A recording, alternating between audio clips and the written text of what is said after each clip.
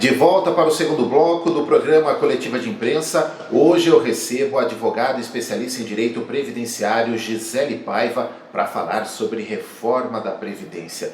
Gisele, voltando a essa questão das mudanças aí em relação à Comissão de Constituição e Justiça do Senado em relação ao que já tinha sido definido na Câmara, você estava falando sobre essa possibilidade de criação de novos tributos, novos impostos, a volta da CPMF.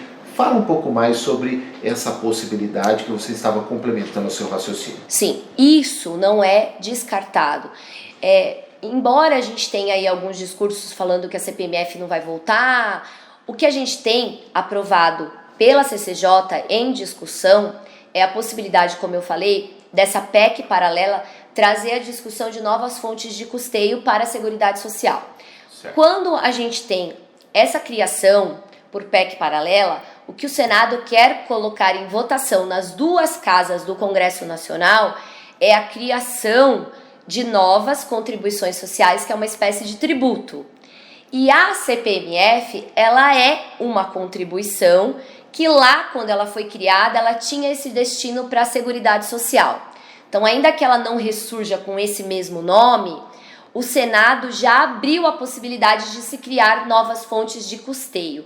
E a gente tem uma proibição, Fábio, constitucional, de que sejam criados novos tributos que tenham o mesmo fato gerador, que é a mesma situação que acontece em que a pessoa tenha que pagar alguma coisa para o governo, vamos assim dizer, porque daí a gente tem tributos federais, estaduais e municipais. Por exemplo, um imposto é um tributo municipal. A gente tem também algumas vezes o imposto estadual, onde a gente tem o IPTU, o IPVA como exemplo. Claro. Quando a gente fala, por exemplo, de imposto de renda, ele é um imposto federal, ele é um tributo federal. O que a gente paga, que a gente conhece como INSS, Sim. ele é chamado de contribuição social e ele é um tributo vinculado ao trabalho. O que foi falado por conta dessa situação do Senado da criação de novas fontes de custeio é a criação de novos tributos. Primeiro, relacionado a transações financeiras, bancárias, e segundo, relacionados a trabalho, a rendimento de trabalho.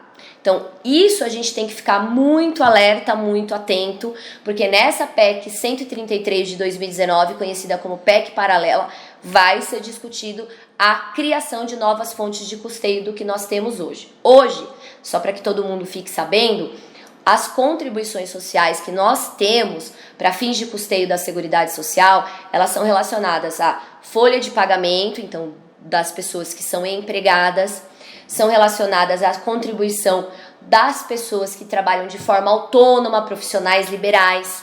Só que, além de tudo isso, nós temos contribuições que vão para a Seguridade Social, da onde a Previdência Social faz parte, que não são muito divulgadas. Então, nós temos contribuição social sob receita de prognósticos, que são concursos regularizados pela Receita Federal, Loteria Federal e por aí vai. Nós temos contribuição social que é devido para em finais de jogos de futebol. Então, todo time de futebol criado no Brasil, quando você tem uma final de jogo, uma partida, sobre a bilheteria em si de contribuição social. Sim.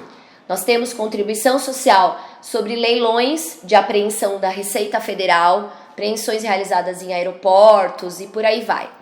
Nós temos também as contribuições sociais de desapropriações de bens pela Receita Federal, desapropriações de imóveis com relação à plantação de drogas, de entorpecentes, tudo isso é direcionado à Seguridade Social. Além de se falar das contribuições sociais de empresas, que a gente tem também a criação de contribuição social sobre lucro e por aí vai, que é o famoso COFINS, enfim. Então, a gente tem hoje um sistema de custeio amplo, que pretende ser mais amplo com a reforma da Previdência, onde serão criados, sim, segundo o que foi aprovado já na Comissão de Constituição e Justiça, novas fontes de custeio para tornar esse sistema todo, vamos assim dizer, possível, da onde eu tenho o sistema de previdência como uma dessas pontes. Você já havia falado lá no primeiro bloco em relação à aposentadoria, a pensão no caso de falecimento, como que vai ficar, como é que ficou definido. E eu acompanhando em relação a essa PEC paralela, eu vi que tem um ponto ali que fala sobre algumas mudanças em relação a esse percentual do dependente, que tem uma mudança e também em relação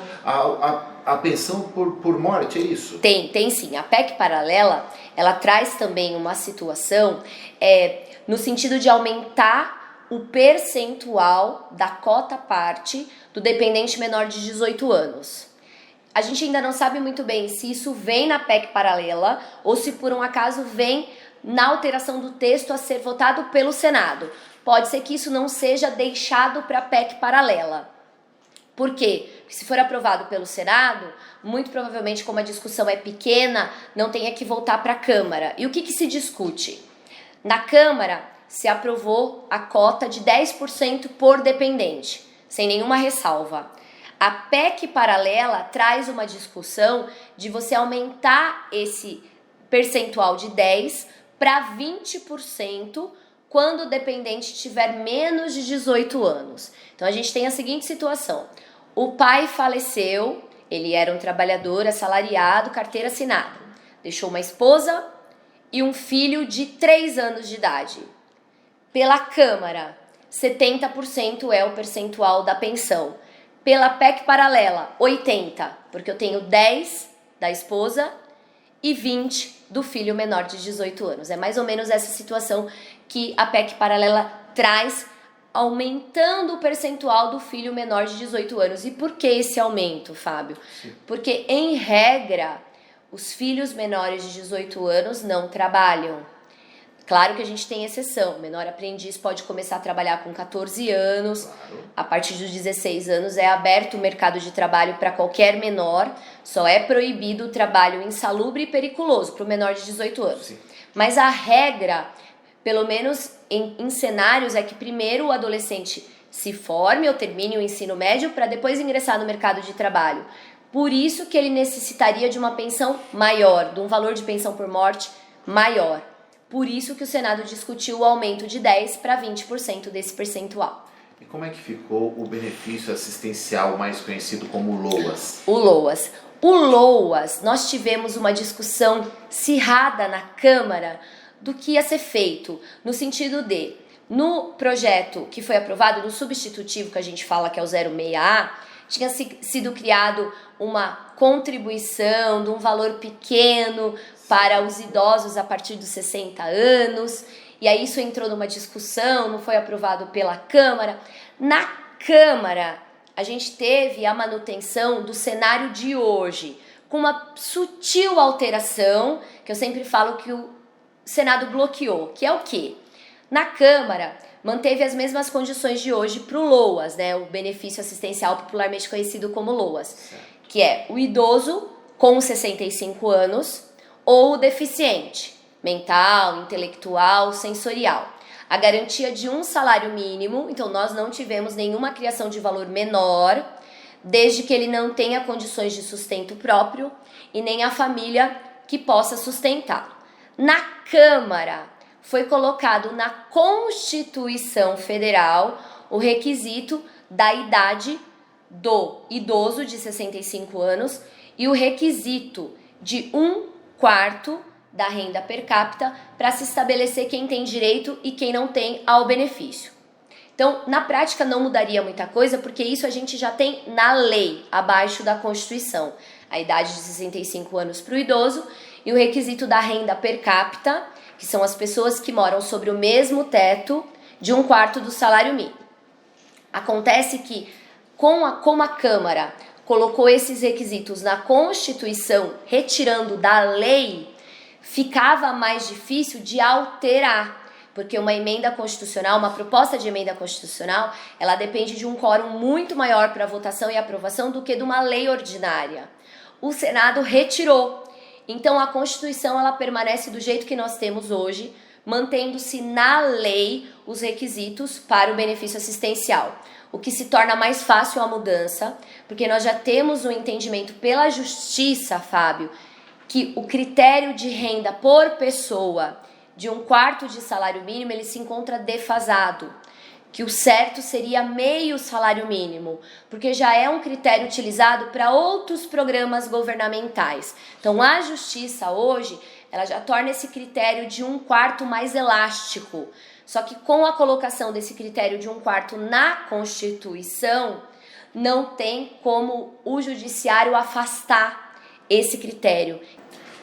Eu vou pedir para você falar sobre a aposentadoria especial, mas vamos a mais um intervalo aqui no Coletiva de Imprensa. Hoje nós estamos recebendo a advogada especialista em direito previdenciário Gisele Paiva, que atua em Atibaia, atua aqui na região Bragantina, para falar sobre reforma da Previdência. Não saia daí, Coletiva de Imprensa vai para mais um intervalo, voltamos daqui a pouco.